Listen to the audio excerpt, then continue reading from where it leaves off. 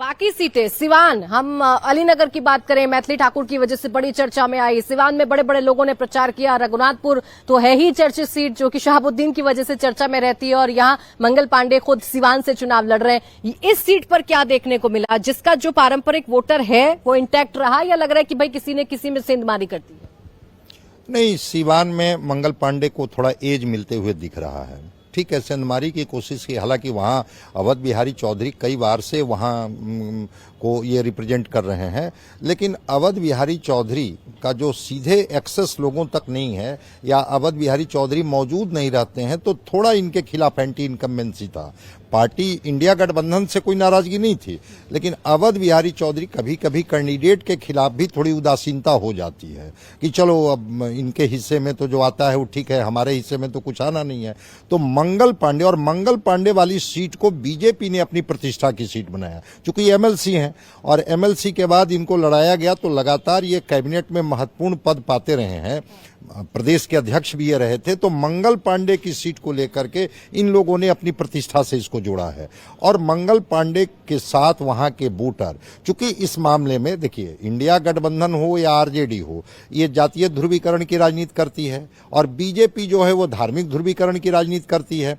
उस ध्रुवीकरण का फायदा मंगल पांडे को मिलते हुए सिवान में दिख रहा है। और जहां तक रघुनाथपुर की बात है, चूंकि सिवान और रघुनाथपुर दोनों अगल बगल में है, तो वहां ओसामा को एज मिलते हुए दिख रहा है। ओसामा को एज मिलते हुए दिख रहा है। ओसामा के प्रति कोई वैसी नाराजगी नहीं है, और ओसामा ने जिस तरह से एड्रेस किया है लोगों को कि भाई अगर आप हमें चुनते हैं, चूंकि जो यादव मुस्लिम का जो एक कॉम्बिनेशन है, उस कॉम्बिनेशन में ओसामा को एज मिलते हुए दिख रहा है।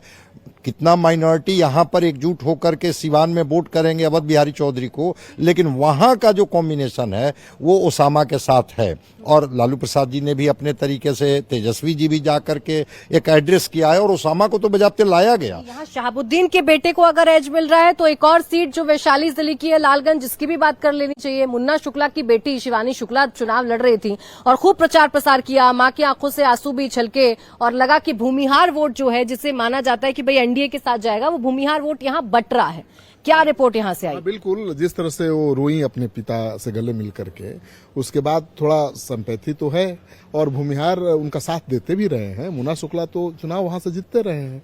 ठीक है, अभी लगातार बीजेपी का या एनडीए का दबदबा है वहां पर, लेकिन इस बार भूमिहार वोट में डिवीजन दिखाई दे रहा है, और इसका फायदा मिल सकता है उनको, मुन्ना शुक्ला की बेटी को, शिवानी को मिल सकता है। और शिवानी ने बहुत मेहनत भी किया है, और जिस तरह से इमोशनल उन्होंने रोल प्ले किया है, और अपने पिता से गले मिलकर रोई, लोगों के बीच गई और बोली कि हमें न्याय चाहिए, न्याय दीजिए, मेरे पिता तो जेल में है, और बेटी क्यों नहीं चुनाव लड़ सकती है। कई मुद्दे उन्होंने उठाए कि बेटी क्यों नहीं चुनाव लड़ सकती है, बेटी को क्यों नहीं चुनाव लड़ना चाहिए, क्यों नहीं जीतना चाहिए। तो कई ऐसे अहम मुद्दे उठाए हैं, सलीके से उठाए हैं, और मुझे लगता है कि भूमिहार वोट बैंक में सेंधमारी करने में कामयाब रही हैं, और महागठबंधन का तो भाई सॉलिड वोट बैंक है ही, तो एज मिलता हो मुझे दिखाई दे रहा है वहां पर।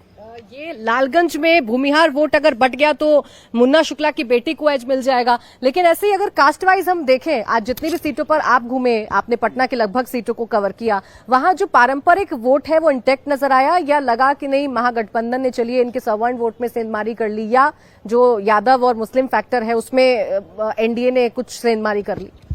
हाँ, मोटे तौर पर जो जिनका बेस वोट है वो अपनी जगह इंटैक्ट है।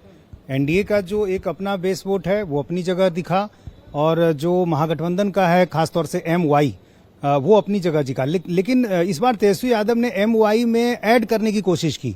अब जैसे उन्होंने कुशवाहा को बहुत ज्यादा टिकट दिया, करीब 37 टिकट कुशवाहा को दिया गया है, तो आप समझिए कि एक कोशिश थी कि एमवाई में हम ऐड करेंगे तभी जीत पाएंगे, क्योंकि ये सबको मालूम है कि सिर्फ एमवाई से आप सत्ता में नहीं आ सकते हैं। इसी तरह भूमिहार वोटर, जो कि एक तरह से माना जाए कि एनडीए का कोर वोटर है, उसको उन्होंने 15 टिकट दिया है। तो यहां भी उनकी कोशिश थी कि एमवाई में जैसे हम भूमिहार ऐड कर लेंगे तो इसका फायदा होगा, तो कहीं कहीं उनको कामयाबी मिली भी है। अब जैसे जो मुन्ना शुक्ला वाली सीट है, अब लोकसभा में मुन्ना शुक्ला खुद लड़े थे, भूमिहार भले वो जीते नहीं, लेकिन भूमिहारों का वोट उनको मिल गया था। अब वही बेटी के साथ भी भूमिहारों का वोट उनको मिल रहा है। और इसी तरह आप इधर देखें, इधर एनडीए का जो वोट बैंक है, खासतौर से दानापुर का जिक्र कर रहे थे, वहां जो रामकृपाल यादव हैं बीजेपी से हैं, लेकिन यादव कोर वोट बैंक किसका है? महागठबंधन का, आरजेडी का। लेकिन यदि आप उसमें से 30% भी ले आए तो फिर एनडीए का बेस वोट और वो 30% यादव, ये मिलकर जो है एक विनिंग कॉम्बिनेशन बन जाता है। तो कोशिश तो हुई है, और यहां तक कि जनसुराज भी कई जगह नुकसान कर रहा है, और एनडीए को भी नुकसान कर रहा है, महागठबंधन को भी कर रहा है, लेकिन ज्यादा तौर पर यदि मैं कहूं तो एनडीए को नुकसान कर रहा है। अब जैसे पटना की कुम्हरार सीट का देख लें, वहां पर लंबे समय से बीजेपी कायस्थ जाति के उम्मीदवार को उतारती थी, कायस्थ की सीट ही मानी जाती थी। इस बार बीजेपी ने एक प्रयोग किया, कायस्थ को हटा दिया, वहां संजय गुप्ता को टिकट दे दिया।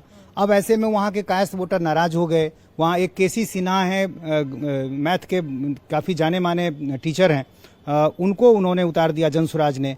तो कायस्थ वोट में भी सेंधमारी हुई है, पूरी तरह से नहीं हुआ लेकिन सेंधमारी हुई है। तो ये सेंधमारी जो है वो नुकसान किसका है? बीजेपी का नुकसान है।